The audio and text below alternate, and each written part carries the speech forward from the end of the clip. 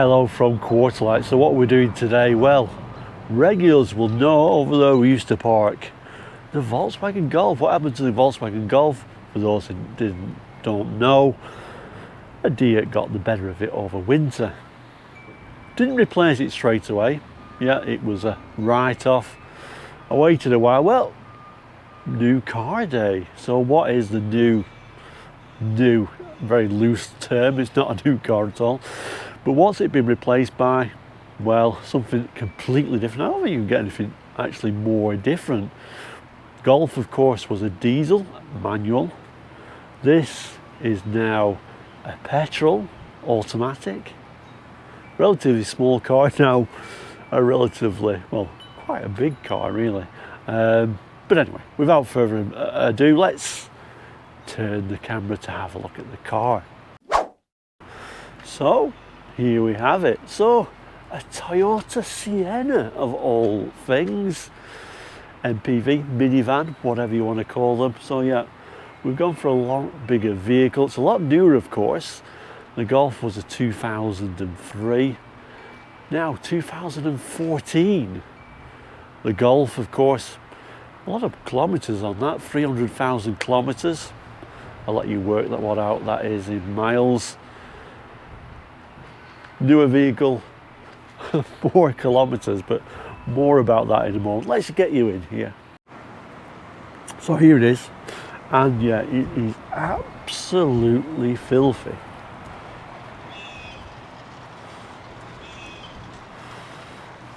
Alloy wheels, not very high spec model this one actually. It's one of the lower spec vehicles that they did. This is the Toyota Sienna LE. But interestingly, this is actually the LE, it's the all-wheel drive version, so certainly unusual to get these in all-wheel drive, even here in Canada. I've not seen too many of them, I must admit, but like I say, it's not exactly looking at its best, because like I say, it is absolutely filthy.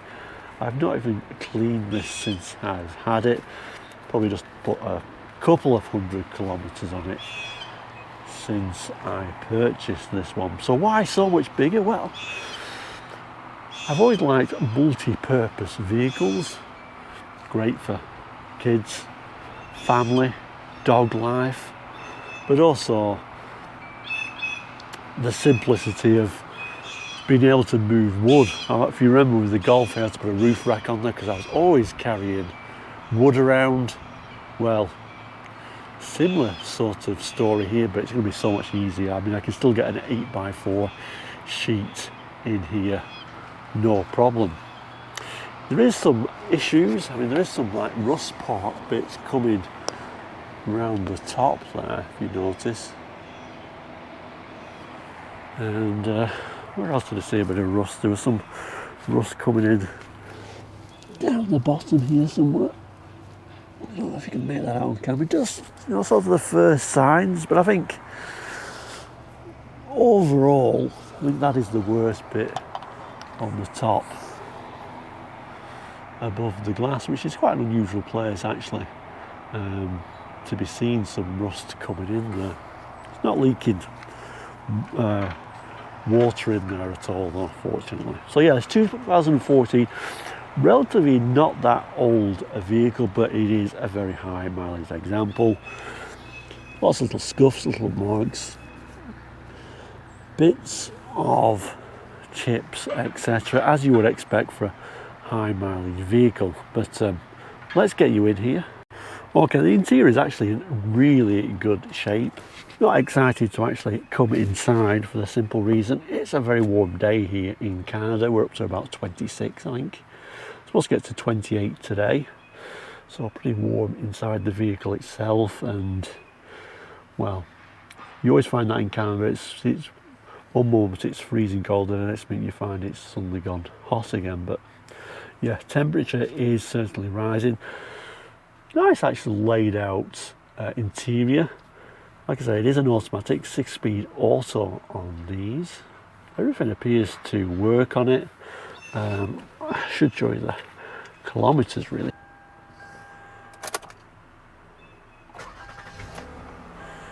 So I don't know if we can make out the kilometres. Maybe yes, maybe no. I don't know if you can make that out on camera. 377,517 kilometres.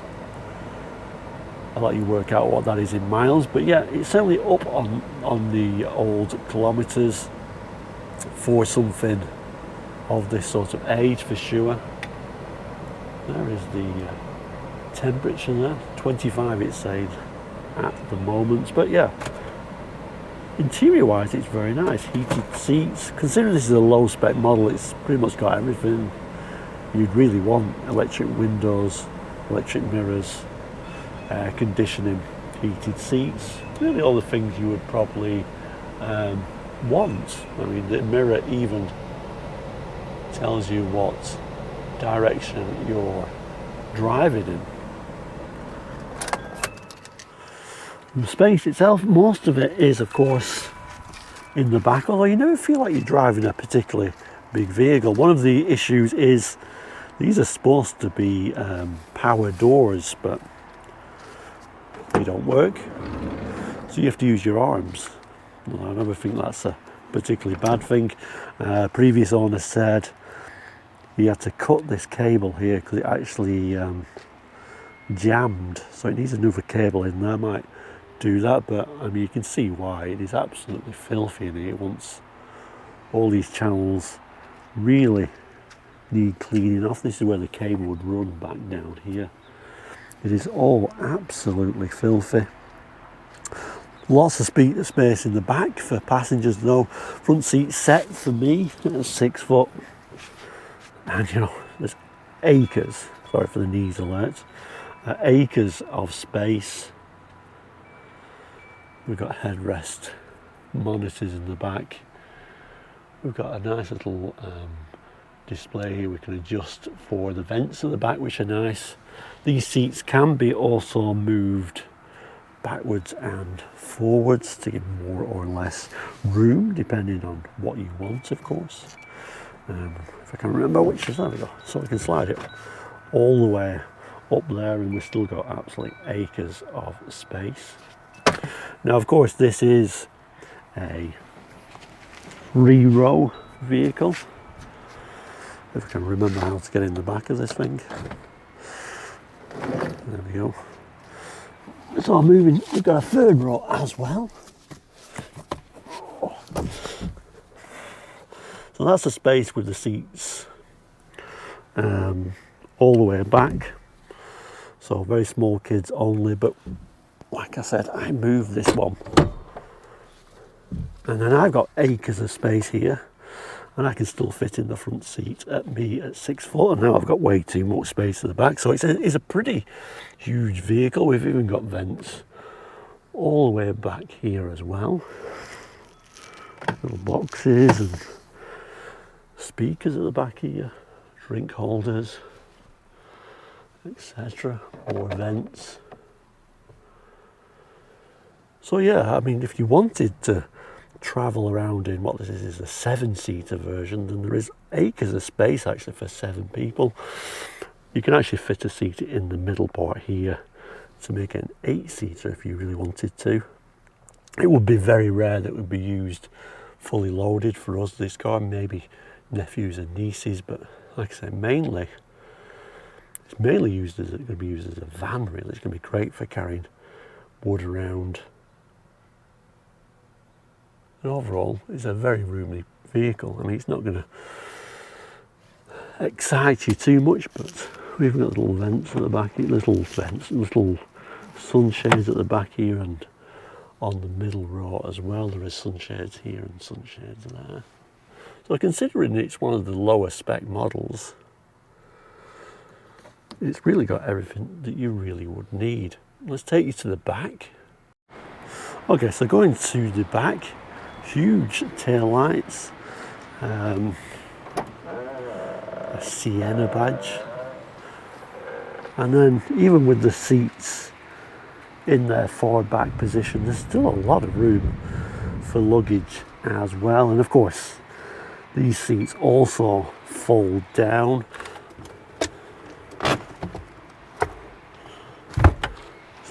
to give you even more cargo space. This one obviously does the same thing.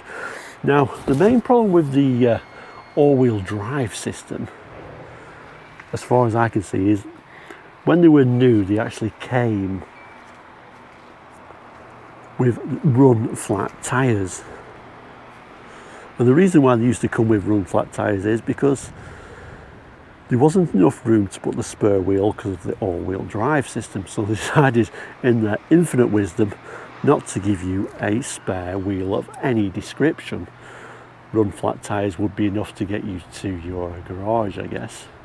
Unless, of course, they were completely shredded. But that's kind of like my biggest issue with the all-wheel drive model. And, it's lasted 377,000 kilometres without that being an issue. Or maybe it was, but I don't know if there ever was an issue. Incidentally, the guy who bought it off and actually had this van since 50,000 kilometres, so it's a relatively few owner van. One of the things I did like about it was it's got vast service history. Everything it's ever had done to it, it's been to a main Toyota dealership. So it's had money spent on it regardless of cost, which was one of the things that really actually attracted me to the van overall. I thought that was a pretty good thing. But yeah, going back to the spur wheel, so no spur wheel ever supplied with these. Obviously they've managed for all them kilometres. Maybe I should just say, well, let's just risk it, but I am getting together a spur wheel, which I think I'll just throw in here. I'll find some way to secure it, I guess, because I don't like the idea of travelling around without a spare. I don't know what you think about that, but yeah, that is a quick look at the van, and we'll do proper road tests at some point as well. I haven't got much time today to do that, but I wanted to give you a look at what has been replaced with the Golf, and obviously we'll do little jobs on it as we go along. The rust on top of the windscreen, I'm not sure there's a great deal I can do with that without removing the windscreen itself. Would it even be worth rubbing that down, or just say, it's probably only going to last a couple of years, the vehicle anyway, so do I really care?